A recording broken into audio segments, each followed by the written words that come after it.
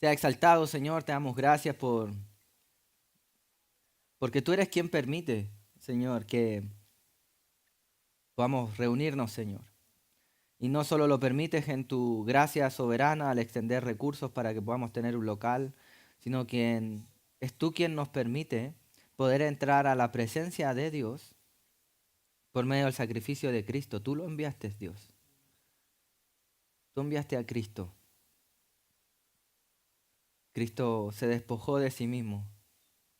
Se hizo hombre para no solo enseñarnos a vivir como un ejemplo máximo, que sin duda lo es, sino además para vivir por nosotros y para morir por nosotros, de tal manera que podemos, mediante la cruz de Cristo, tener su vida y él a su vez hacerse pecador con nuestra vida, Señor. Permítenos, Señor, tener presente este sacrificio que Cristo hizo, que a lo demás, después de haber resucitado, nos dio el Espíritu Santo y nos permite el Espíritu Santo para guiarnos, Señor. Señor, nosotros oramos para que tú puedas seguir transformando nuestra vida de manera real, de manera concreta. Y no queremos ser, Señor, simplemente cristianos de título o que decimos ser cristianos, pero nuestra vida carece de coherencia. Todo lo contrario, Señor. Permítenos, Señor, ser lúcidos, ser genuinos en lo que vamos a hacer. Queremos ir a tu palabra, Señor, no evitando que ella nos confronte. Todo lo contrario, Señor. Reconocemos que somos pecadores y necesitamos ser confrontados para que podamos ser genuinamente personas que se arrepienten delante de ti. Permítenos, Señor, la corrección de tu palabra para poder ser edificados en Cristo y de esta manera nuestra carne muera y Cristo crezca en nosotros, Señor. Ahora, Señor, permítenos avanzar por este camino siendo conscientes de lo que oramos al comienzo, que solo fue el afecto de tu voluntad y el sacrificio de Cristo que nos permite ser salvos, Señor. Bendice en esta hora tu palabra y que tú puedas ser exaltado mediante el que predica y mediante los que oyen, y así como cuerpo podamos realmente estar conforme a tu voluntad. Protege este momento, Señor, para tu gloria. Todo esto te lo pedimos en Cristo Jesús. Amén. Permítame comenzar hoy. No es una especie de juego, ni mucho menos. Pero permítame comenzar hoy y usted rellena la frase. Tengo algo así como sabiduría popular, ¿vale? Tuve que buscar un poquito ahí, no es lo mío, pero también haciendo un ejercicio para ir adaptándonos a España.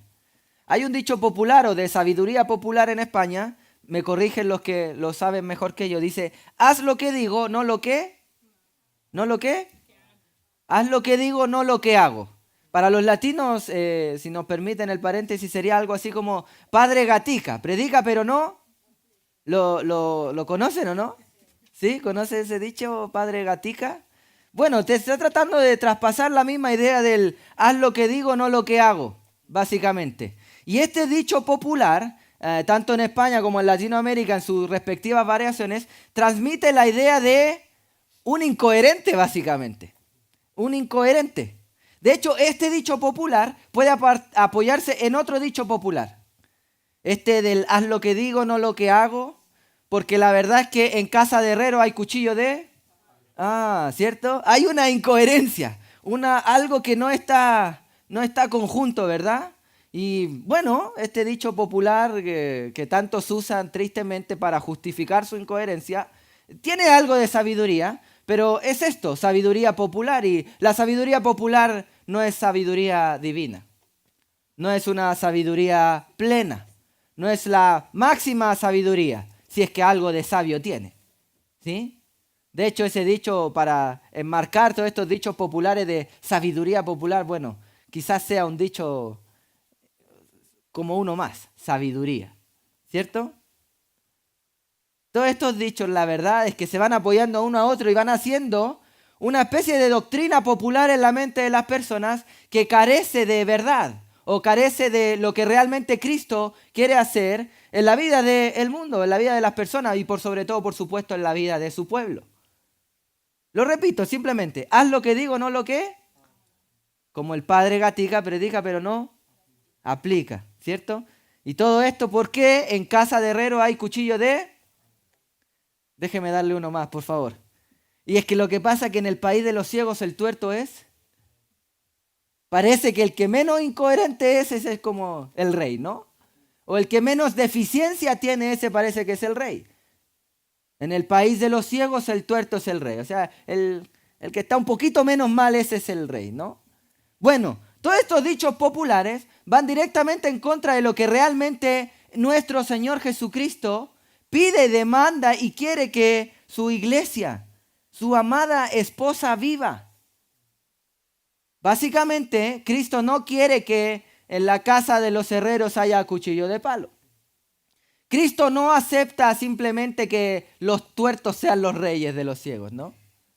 No, Cristo no quiere que podamos alguno de nosotros decir, haz lo que digo, no lo que hago. Esto es como que el pastor se pare a decir, sigue la predicación y no mires mi vida. No, todo lo contrario, y esto es precisamente lo que Pablo le está escribiendo en esta carta a Tito.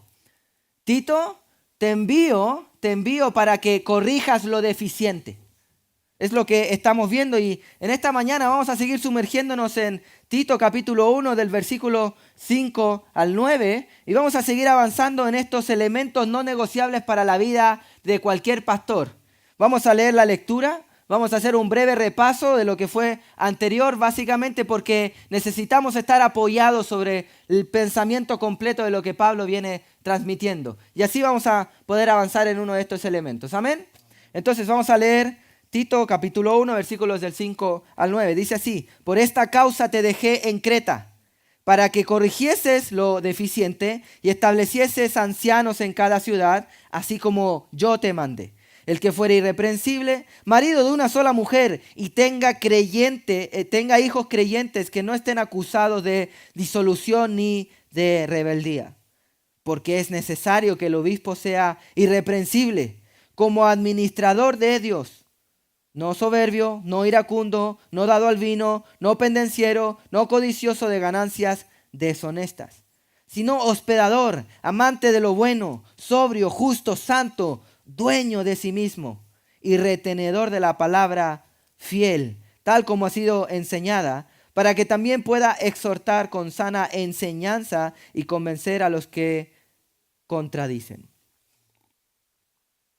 Muy bien, estamos viendo lo que Pablo le escribe a Tito y lo que le escribe puntualmente para que Tito sepas tratar la situación que está ocurriendo en Creta, como señala el versículo 5, ¿verdad? Él le dice, por esta razón te dejé en Creta. Y lo que pasaba en Creta es que había muchas iglesias que realmente iban de mal en peor. Iglesias que básicamente no vivían como iglesias. No tenían el modelo, no tenían el estándar realmente que el Señor había establecido.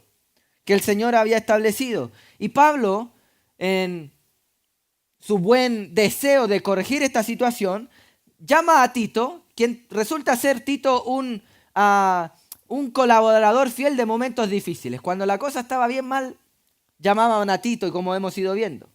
Entonces dice, mira Tito, te voy a mandar a Creta para que corrijas lo deficiente, lo que no está bien. Y aquí tenemos en el versículo 7 cuando hacemos el saltito, porque dice, porque es necesario. Es decir, esto no es ideal, esto no es óptimo, no. Esto es lo que tiene que suceder. No es que, si logran hacerlo, sí pueden. No. Es necesario para la vida de toda iglesia que quiera realmente ser una iglesia conforme a la voluntad de Dios, ¿cierto? Establecer este tipo de órdenes. ¿Y qué es lo primero que Pablo le dice a Tito que tiene que corregir cuando vamos a una iglesia? El liderazgo. Y quizás esta carta de Tito no sea tan popular entre las predicaciones de varios pastores porque probablemente los pongan aprieto, ¿verdad? Porque lo primero que hemos de mirar, lo primero que debe tener una iglesia para caminar conforme a la voluntad de Dios es que haya un liderazgo sano. un liderazgo bíblico, un liderazgo como Dios lo establece. Porque si no, vendrá mucho que decir, bueno, Dios pone los líderes. Sí, este tipo de líderes. Dios los establece y Dios no anda negociando ahí. Recuerde, Dios es santo, santo, santo. No se mezcla con la iniquidad en ningún aspecto, ¿verdad? Y es por eso que cada uno de nosotros tenemos que tener en cuenta ciertos elementos necesarios para la vida de todo pastor, de todo líder en una iglesia. Y esto no es tarea solo de los pastores. Por favor, hermano, no quiero que penséis que estamos exponiendo estas predicaciones y tú dirás, bueno, como yo no pretendo ser pastor o como yo no soy pastor, esto no es para mí, me puedo dormir en la predicación. No, por favor, esto es el estándar para todo creyente, para todo cristiano. Por supuesto, desde el liderazgo hacia abajo. Pasa lo que aquí lo que estamos viendo son 5 elementos no negociables que te califican para el pastorado. Es decir, todos los cristianos tenemos que tener y avanzar y procurar tener este estándar de vida, ¿cierto? Sin embargo, si tú no cumples uno de estos 5 elementos que estamos aprendiendo cada semana, tú no calificas para el pastorado. O, pastor, si está viendo por la transmisión o algo, tú no calificas para el pastorado. Tú puedes ser un cristiano que esté batallando con uno de estos elementos y seguir siendo cristiano, en efecto. Pero tú no puedes ser pastor si estás fallando en uno de estos elementos. Eso es lo que está diciendo Pablo a Tito. ¿Y quién eres tú para señalar el estándar? No, yo nadie. La palabra lo es todo. Ella es la autoridad máxima, como hemos visto. Y antes de seguir avanzando, por favor, permítame seguir recordando, muy aposta, como se dice aquí, todo esto que vimos desde la salutación. Y es que en la salutación Pablo dice, mira, ¿quieres ser un siervo en la iglesia? Lógicamente todo líder ha de ser un siervo en la iglesia. Tienes que tener 5 compromisos. 5 compromisos para recién calificar y ser un siervo en la iglesia. Y lo vimos en la salutación. Vimos que el primer compromiso que toda persona que quiere servir a la iglesia ha de tener es que tiene que tener un compromiso con ser obediente a Dios, ser esclavo de Dios. Pablo dice, Pablo, siervo de Dios y apóstol de Jesucristo. Está evidenciando su compromiso con ser obediente a Dios y su palabra. ¿Quieres servir a la iglesia? Debes evidenciar que tienes un compromiso con ser obediente a Dios. Si no, no puedes servir. No, pero es que yo toco bien un instrumento. ¡Qué bueno! Puedes ir a una orquesta, algo. Puedes ir ahí a un grupo de cumbia. Son re buenos. Tienen trabajo también en las fiestas. Y por favor, no me estoy burlando si eres muy bueno tocando un instrumento. Pero el estándar del servicio en la iglesia es distinto. Dios no está tan interesado en cuán bien tocas el instrumento. Dios está interesado realmente en cuán santa vives tu vida.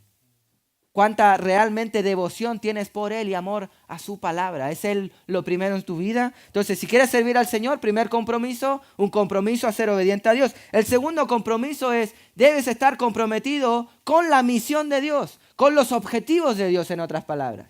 Y el objetivo de Dios, como dice ahí, conforme a la fe de los escogidos de Dios y al conocimiento de la verdad que es según la piedad. ¿Cuáles son la misión de Dios? 2. Propagación del evangelio, darse a conocer a los que no le conocen, evangelización en otras palabras. Y la santificación de su pueblo. Evangelización y santidad. Esa es la misión de Dios. ¿Quieres servir a Dios? Debes evidenciar un compromiso con el dar a conocer a Cristo, ¿verdad? Y debes evidenciar un compromiso con dar y seguir creciendo en santidad. Tanto tú de manera personal como ayudar a otros a crecer en santidad. Recuerdo que cuando comenzamos esta carta hablamos de los cristianos FC. ¿Se acuerdan de esa ilustración alguno? ¿Y qué me diría usted si viera un equipo de fútbol que tiene camiseta de cristianos y todo el mundo sabe que pertenecen a la iglesia y tienen un versículo en la espalda y además antes de comenzar los partidos a veces oran y todo? Sin embargo, dejan la grada sucia, son gente agresiva, gente que habla mal, escupe al rival, hacen trampa cada vez que pueden. Tú dirías, ¿qué clase de cristianos son estos? Bueno, básicamente aquí Pablo está tratando de corregir lo mismo. Debe haber coherencia y una conexión entre lo que predicamos y lo que vivimos. Debe haber un compromiso con la misión de Dios, más que con el instrumento, más que con la musicalización de algo. Eso es lo que realmente Cristo quiere. El tercer compromiso es que debes estar comprometido con la verdad de Dios, con la verdad de Dios. Y esto también en especial para los pastores que no quieren predicar aquello. No, es que la congregación se puede asustar. Los podemos molestar. No, hermanos. ¿Con quién hemos de evidenciar obediencia primera? El compromiso es, somos esclavos de Dios, no de las personas, no del qué dirán. Debemos predicar la palabra del Señor de manera lo más transparente y pura posible, de tapa a tapa, ¿verdad? El cuarto compromiso es un compromiso con los métodos de Dios. Como dice ahí, que a su debido tiempo, versículo 3, manifestó su palabra por medio de la predicación. No, es que nosotros transmitimos la verdad con obras de teatro. Yo no estoy en contra de las obras de teatro, ¿vale? Pero Dios ha decidido revelarse al mundo por medio de la locura de la predicación. Hemos de predicar expositivamente su palabra. El texto dice esto. No nos predicamos a nosotros mismos. No predicamos mis historias, mis ilustraciones. Eso ya lo dejamos para un café en privado, que no hay problema. Nos edifica. Pero el conocimiento de la verdad es por medio de la exposición bíblica. Punto. El quinto compromiso es un compromiso con la iglesia. A Tito, verdadero hijo de la común fe. Todo aquel que quiera servir a Dios ha de manifestar un compromiso a servir al pueblo de Dios, a su esposa, a su esposa. Hermano, simplemente como un dato, no queremos decir que esto es pecado, no, pero en sí mismo, la Biblia nos señala que no hemos de dejar de congregarnos, pero podemos contar contigo, en efecto, si ni siquiera eres constante con reunirte con nosotros. No es posible. ¿De qué compromiso con la iglesia podemos hablar si no sabemos de tu vida? Y por favor, déjame ir un poco más allá. Que tú vengas cada domingo no está necesariamente diciendo que tú estás comprometido con la iglesia local. Estás comprometido y qué bueno, sabes religar o tener una religión en el buen sentido de la palabra. Pero el compromiso con los hermanos es mucho más allá. Es querer saber cómo están, saber cómo podemos bendecir su vida, cuáles son sus necesidades para poder orar, estrechez, comunión, coinonía. Eso es un verdadero evidencia de amor a la iglesia, amor por los hermanos, no simplemente venir o no al culto. Debe haber algo más allá, ¿verdad? Y es en este punto que Pablo le dice, mira, este es el propósito por el que estás en Creta, en esta isla tan estratégica para el evangelio, donde llegan tantos barcos de otro lado y tantos barcos de Creta pueden salir a predicar el evangelio. Corrige lo que está deficiente.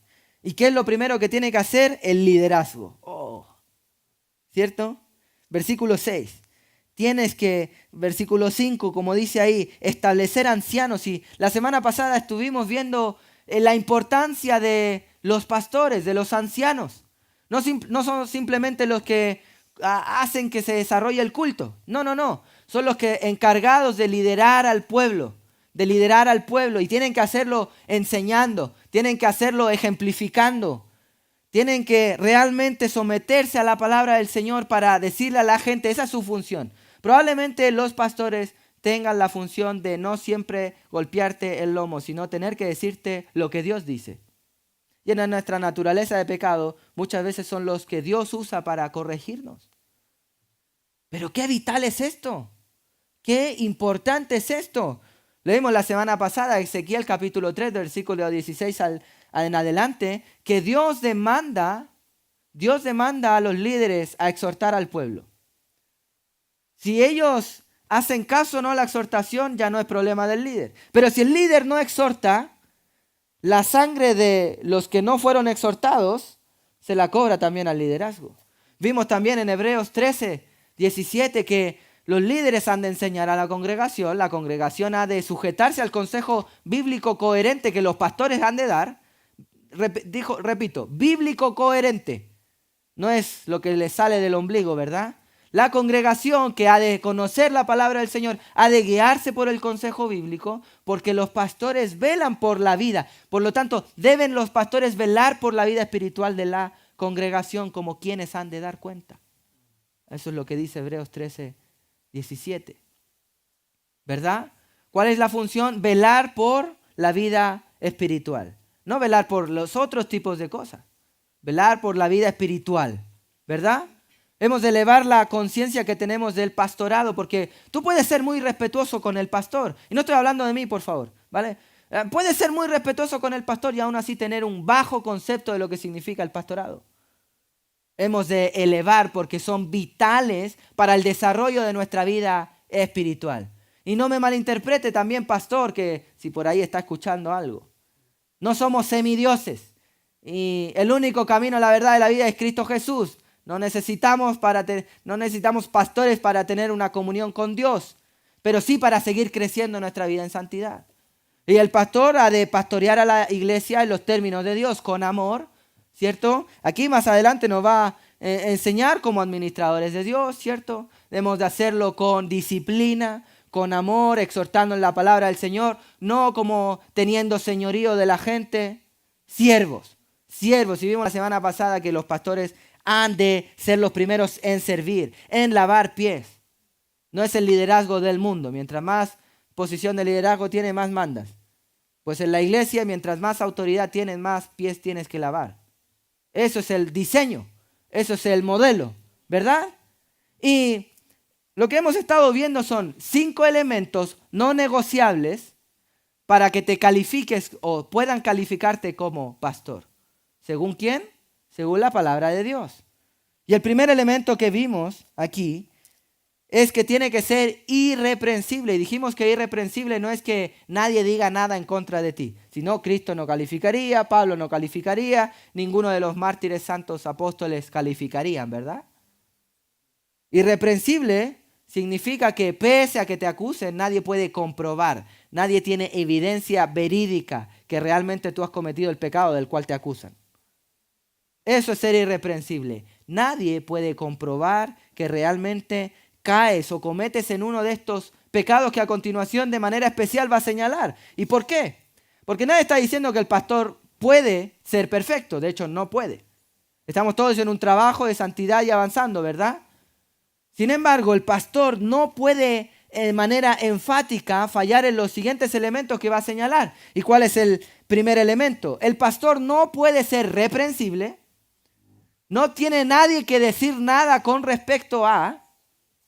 ¿Cuál es el primer elemento que dice aquí? Su vida conyugal, su vida sexual también. Marido de una sola mujer. Si queremos calificar como pastores, como líderes de una congregación, ¿qué pasa? No puedes ser reprensible. No puedes ser reprensible en esta área. Y fíjese usted lo que dice a continuación, que lo vamos a tener que ver de manera apartada. Dice, y que tenga hijos creyentes que no estén acusados de disolución y rebeldía. ¿Qué está diciendo aquí? Mire, fíjese usted, con lo primero que hablamos del pastor, no son con su personalidad, ni siquiera su carácter, que sí lo va a tratar, sino es su vida íntima. Oh, Tito, Pablo, te pusiste muy personal, ¿no? Pues sí, porque básicamente Pablo no quiere que en la casa de herreros haya cuchillo de palo. Pablo no quiere que los pastores estén diciendo, haz lo que digo, no lo que hago. No queremos ser padres gatica que predican pero no aplican. Realmente un pastor muestra su valía, evidenciando que la palabra de Dios mora en su vida y que realmente tiene la capacidad de liderar a su familia a Cristo. De hecho, Timoteo lo dice. ¿Cómo van a poder liderar a la iglesia de Dios si no son capaces de hacerlo en su casa? Lo veremos más adelante. Y lo primero que les dice es que los pastores deben ser irreprensibles y ser maridos de una sola mujer. Maridos de una sola mujer. Ahora déjeme simplemente de manera rápida decir qué no significa esto. No está diciendo de aquella persona que, su esposa falleció y se volvió a casar. Ya sería marido de 2 mujeres. No, es marido de una sola mujer. Pongámoslo ¿por qué? De hecho, lo exhorta la palabra del Señor, Romanos, Corintios, Timoteo, y les dice tanto a mujeres como a hombres, oye, si has quedado viudo, el deseo es que te vuelvas a casar. Es que te vuelvas a casar, a no ser que Dios te esté dotando de un don para poder permanecer soltero. Eso es lo que Él está diciendo. Entonces no está señalando a estas personas. No está señalando aún a aquella persona que volvió a contraer matrimonio, pero que fue divorciada por razones legítimas a las cuales la Biblia permite. Y por favor, no es que estamos diciendo que la palabra del Señor permite el divorcio, porque no lo hace. Malaquías, el Antiguo Testamento, está todo lleno que el Señor aborrece el divorcio. ¿Qué está diciendo aquí? Está diciendo realmente lo que una persona debe no ser irreprensible jamás, es que debe tener pureza en su matrimonio. Pureza en su matrimonio. ¿Y qué estamos hablando aquí? ¿Qué estamos hablando aquí? En que esta persona, por supuesto, no puede ser infiel a su esposa, en primer lugar. Pero no solo de que no haya tenido una relación íntima, ¿cierto?, con otra mujer, sino que estamos hablando de pureza y el Señor dice que cualquiera que mire a otra mujer y la codicie, el tal es acusado de pecado. De tal modo que aquí lo que tenemos que elevar y la pureza a la que el Señor está demandando de todo pastor es que tenga ojos únicos y exclusivamente para su esposa. Y esto implica en su mente.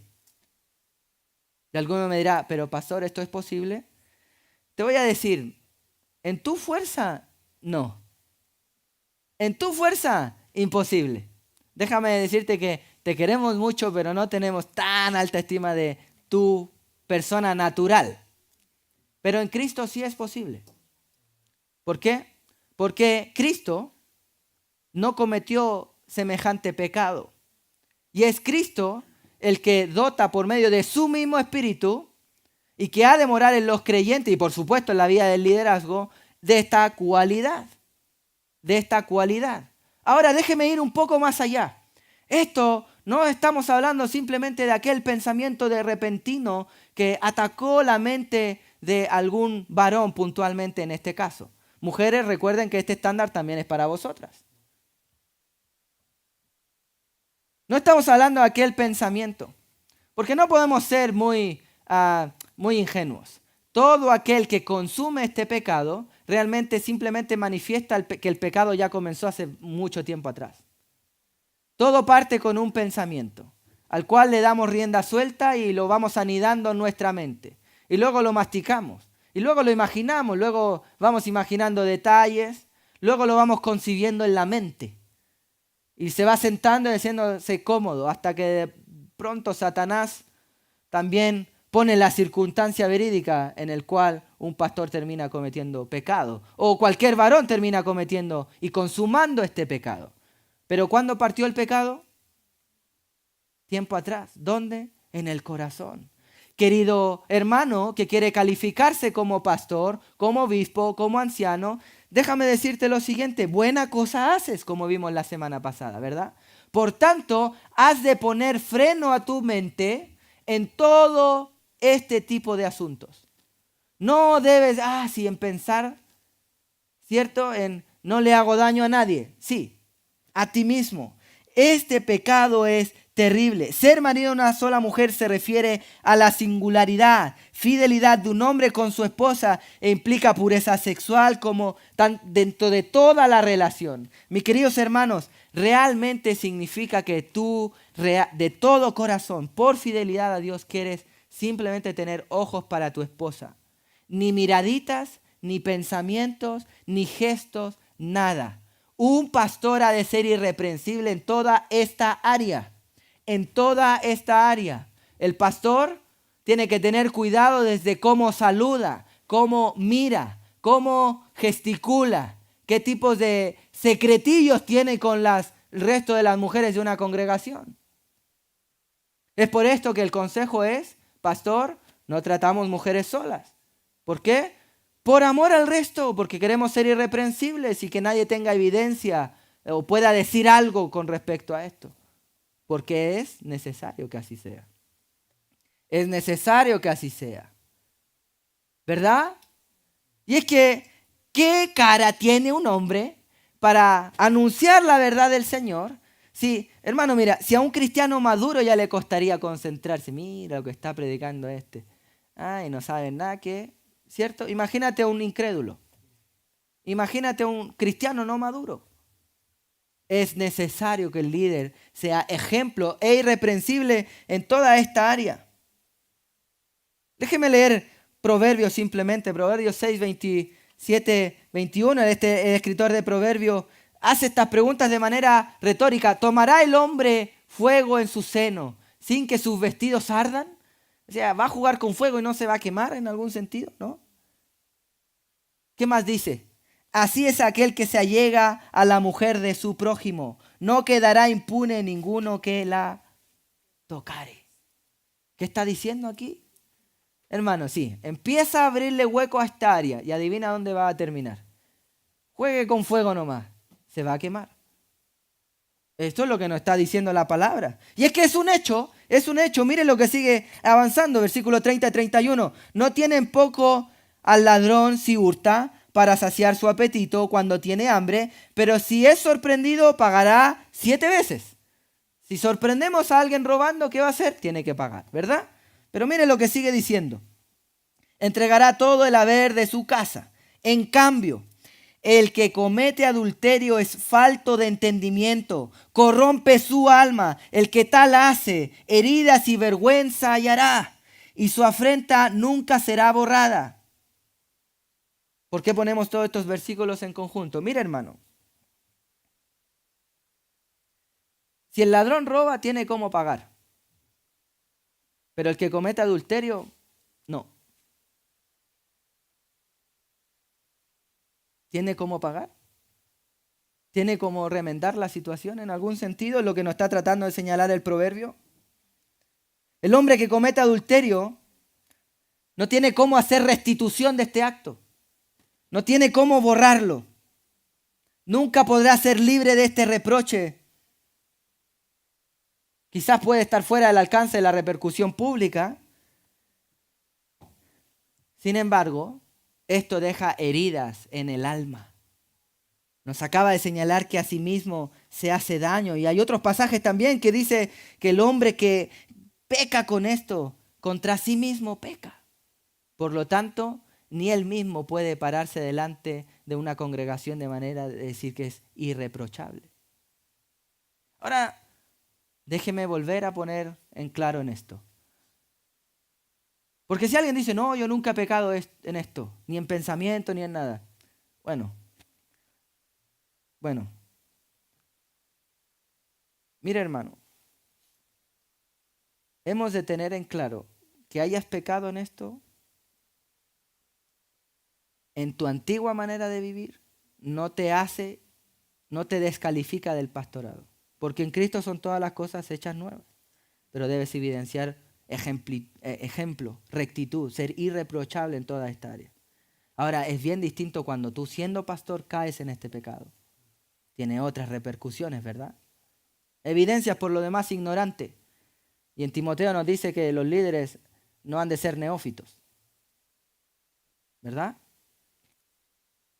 Ahora, ¿qué hacemos? Si tú, varón, estás luchando contra este pecado, no puedes ser líder de la congregación. Debes pedirle al Señor que primero sane, limpie, te quite, te haga irreprochable con respecto a esta situación. ¿Por qué? Porque es necesario para la vida espiritual y de santidad de la iglesia. Los pastores son llamados no solo a predicar y enseñar, valga la redundancia, predicando, sino también a modelar, ejemplificar con vidas piadosas la verdadera doctrina. Y es que, como hemos dicho en los versículos anteriores, y por eso que vamos ahí, piano, ¿verdad? Paso a paso. Hemos dicho que la verdadera doctrina, el verdadero conocimiento de la verdad, sí o sí se manifiesta con vidas piadosas, vidas que ejemplifican y muestran la verdad. Este es el llamado para todos los líderes. Así alumbre vuestra luz delante de los hombres. Hemos de ser ejemplos. Hemos de ser ejemplos en toda esta área. Hermanos, realmente un pastor ha de ser intachable, irreprensible en su comportamiento, tanto con su esposa, el cuidado que ha de tener con ella. Porque no solo debemos alejarnos del pecado, sino que hemos de mirar adentro. Cuando dice marido de una sola mujer, Está diciendo que cumple la función de marido. Y no es que simplemente firmó el papelito que dice el registro civil que hay que firmar.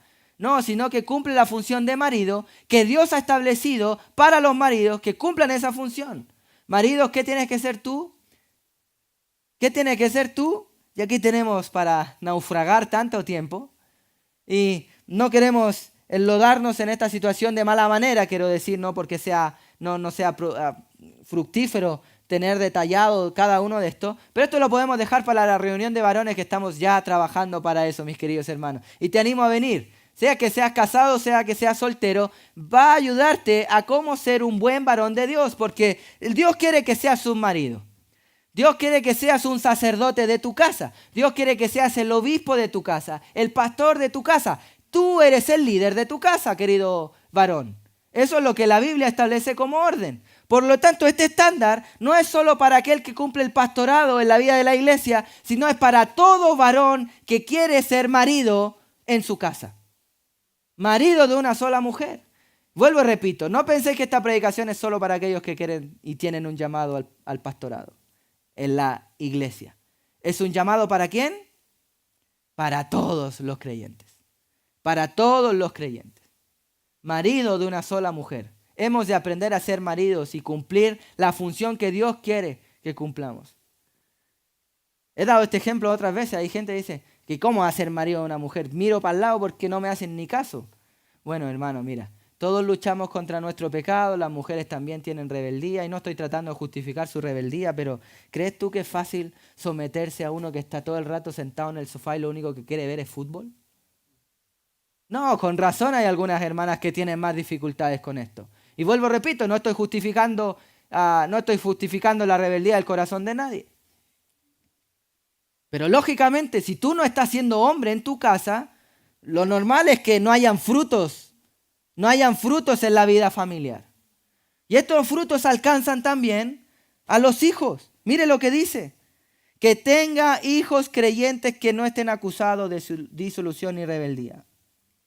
Mire, mi querido hermano. Un hombre que no puede dirigir su propia familia en lo espiritual y moral no está calificado para conducir, para dirigir una congregación.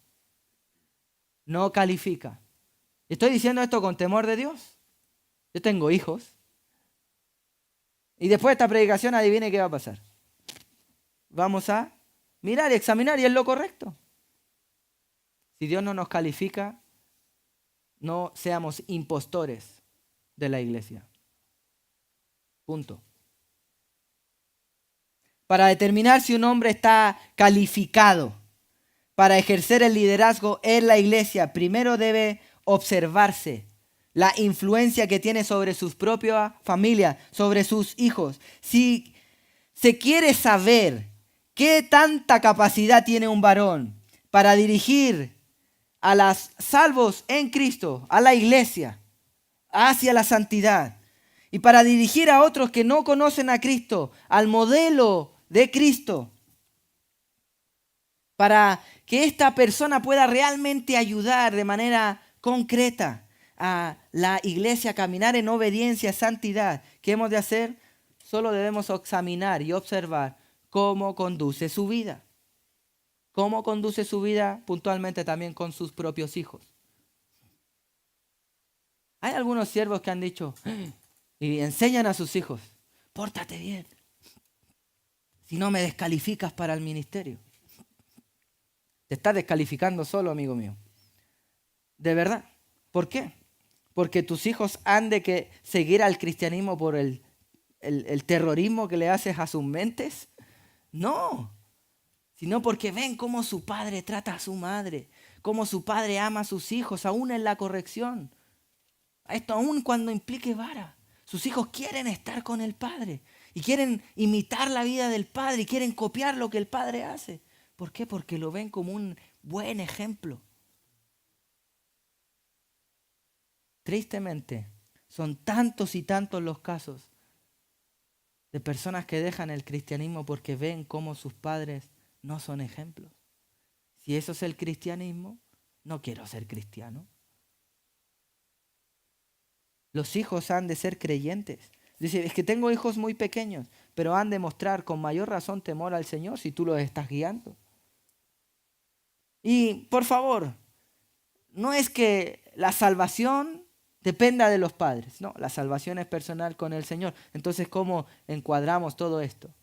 Pues realmente con esto, hermano, mira, tu hijo ha de demostrar que al menos está siendo conducido en el camino del Señor. Segundo, tu hijo ha de demostrar obediencia y sometimiento de partida al Padre. Como dice aquí, los hijos, ¿cierto? No tienen que estar acusados ni de disolución ni de rebeldía. De partida no hacer caso es algo rebelde, ¿verdad? ¿Qué han de manifestar los hijos del líder? Que obedecen. Y todos los niños tienen problemas, como siéntate, adivine qué va a hacer el niño. Se va a parar, ¿verdad? Lo llamas a sentar y tiene que obedecer. Y te digo, padre, 5 minutos más tarde, o probablemente antes, vas a tener que volver a darle instrucción. Pero cuando vuelvas a dar la instrucción, ¿sabes qué tiene que vencer tu hijo? Que se va a volver a sentar. Y si tienes que corregirlo porque no te obedeció, es una tarea de amor. Y es lo que has de hacer como sacerdote y marido de tu hogar. Etcétera, etcétera. ¿Qué tienen que ser los hijos? Caminar en el camino del Señor, en el temor del Señor. Y eso va a suceder como el Señor siempre ha querido que suceda. Mis queridos hermanos, Dios ha estimado que su conocimiento a los no creyentes venga por medio de la iglesia. ¿Sí o no? ¿Cierto? Dios nos dio en su santo amor tanto el privilegio como la responsabilidad de anunciar las virtudes de aquel que nos llamó de las tinieblas a la luz admirable. ¿Verdad? Dios le ha otorgado en este sentido, por medio de la palabra del Señor, las llaves para que las personas lleguen a la salvación por medio de la predicación de su palabra.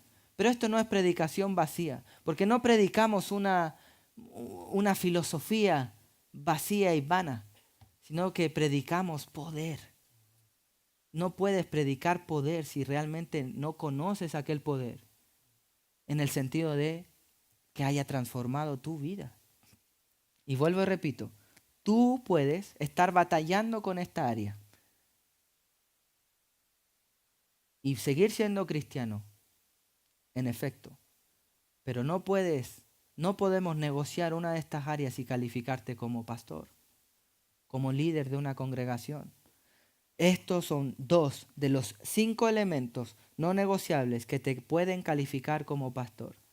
Tristemente, porque las iglesias no han tenido esto claro, se califica como pastor al que sabe vender bien, ¿no? Yo parezco vendedor de seguro, ¿ah? ¿Cierto? O sea, porque habla bonito, que sea pastor. Porque nos sabe organizar y dirige bien, que sea pastor. Porque canta hermoso, ¿no? Que sea pastor. Eso no es lo que el Señor demanda que miremos. Dios quiere hombres piadosos, hombres que evidencian en lo público que realmente aman a Dios en su intimidad. Y no hay algo más íntimo, que la familia del pastor. Hay algunos que dicen, no, es que la mujer no predica y todo, sí, pero es muy importante lo que tiene que decir, ¿o no? Hermano, vuelvo y repito, y no pretendiendo que calificarme a mí mismo, es Dios quien califica y mucho menos. Pero ¿has pensado tú que estoy predicando esto y yo estoy casado? Imaginas el daño terrible, atroz, feroz, la vergüenza, la caída de rostro que tendría mi esposa al escucharme a mí predicar sobre esto.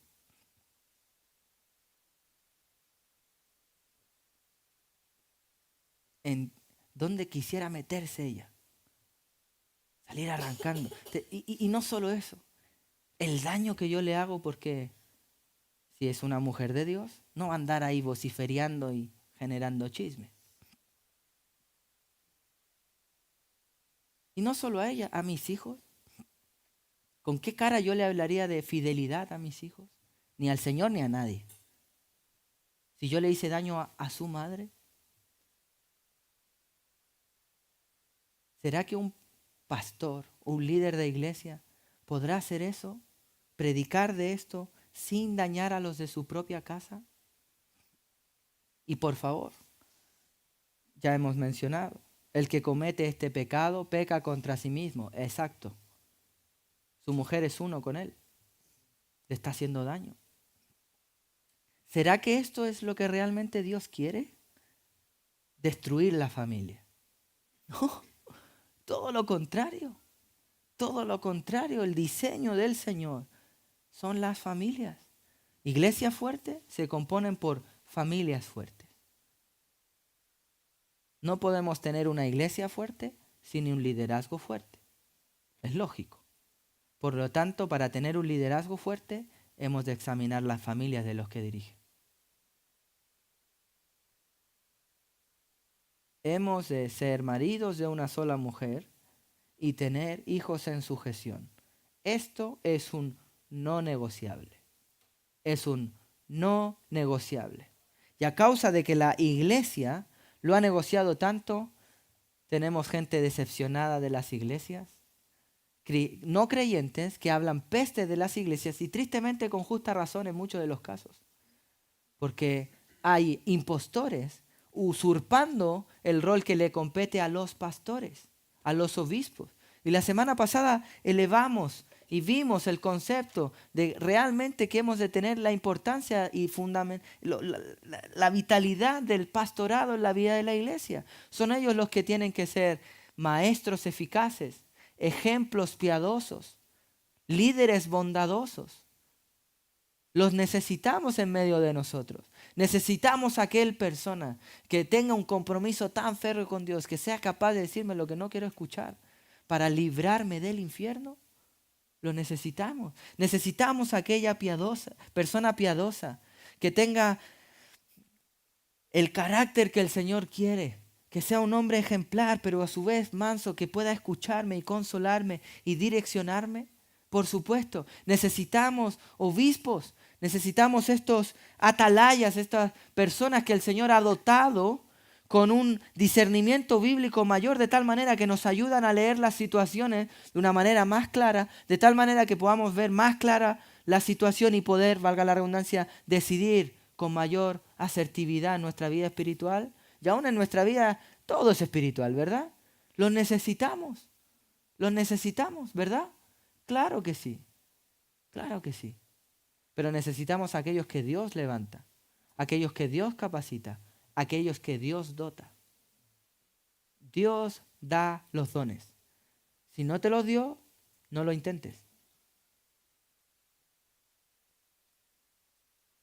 Como podrá ver, el estándar no es bajo. El estándar no es ligero. El estándar no es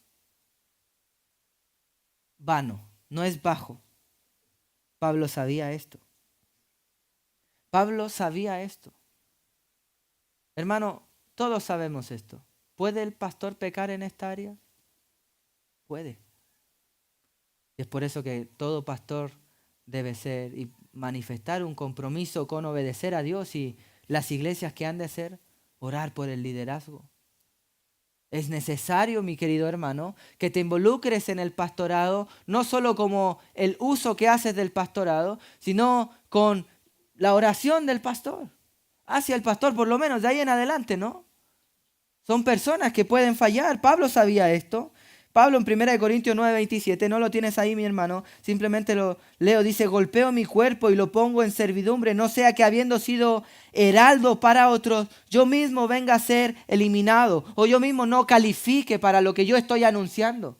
Pablo dice: tengo que disciplinarme porque realmente yo mismo puedo fallar en cualquiera de estas áreas que yo estoy predicando. Y que hoy tenga mi vida en orden no me hace decir: oh, mañana no puedo fallar en esto. Soy un hombre fallo.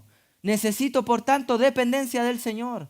Necesitamos sostener en oración a todos los pastores, a todo siervo honesto que por alguna triste razón puede caer. Hemos de ser conscientes de esto. ¿Para qué? Para caminar en humildad, para caminar en servidumbre. Y es que hoy no estés pecando esto, no te hace mayor que aquel que pecó en esto. Que hoy no estés fallando en esta área moral no te hace mayor de aquel que tristemente cayó en pecado. No, somos siervos inútiles en las manos de un gran Dios. Necesitamos que el Señor siga cuidando, siga encaminándonos de manera constante. Hermano, Satanás anda suelto, buscando quién devorar. Pastores sin comunión con Dios, anda buscando germinar un pensamiento que se vaya anidando en tu mente, que vaya permitiendo que lo vas imaginando, luego te pone en la situación. ¿Sabes, querido hermano? Todo parte con una conversación. Para ser un poco más claro, con un emoticón, un corazón, un besito en el chat. Todo así empieza. ¿Qué han de ser los varones del Señor? Detenerse ahí y decir, soy esposo de una sola mujer. Y quiero tener a mis hijos en sujeción. Y para tener mis hijos en sujeción es vital mi comportamiento. Es vital mi ejemplo para ellos. Esta clase de hombres necesitamos. Hombres que quieran pararse delante del sistema y decir, qué poco hombre. Sí, bueno, soy poco hombre si para ti eso significa ser marido de una sola mujer. No es más hombre aquel que quiere tener varias mujeres, sino que el que puede tener una contenta y feliz y predicarle todo el consejo de la palabra del Señor y que su esposa se sienta dignificada al escuchar un mensaje así. Eso es lo que necesitamos.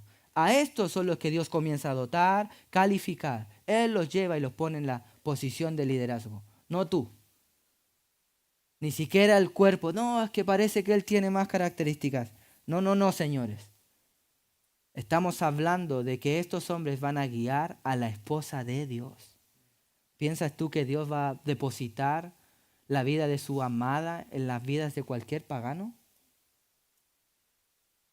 No es así. Mis queridos hermanos, hemos de orar por el liderazgo bíblico. Hemos de orar para que el Señor sostenga a los hombres, para que sostenga y levante entre la congregación a hombres que estén calificados, que no negocien estas dos cualidades y las tres más que seguiremos viendo, para así tener lo necesario para ser constituidos iglesia. Porque es necesario que hayan este tipo de hombres entre la congregación, maridos de una sola mujer, y que manifiesten y que evidencien por medio de sus hijos que son aptos para guiar al pueblo del Señor en la rectitud del Señor. Vamos a orar.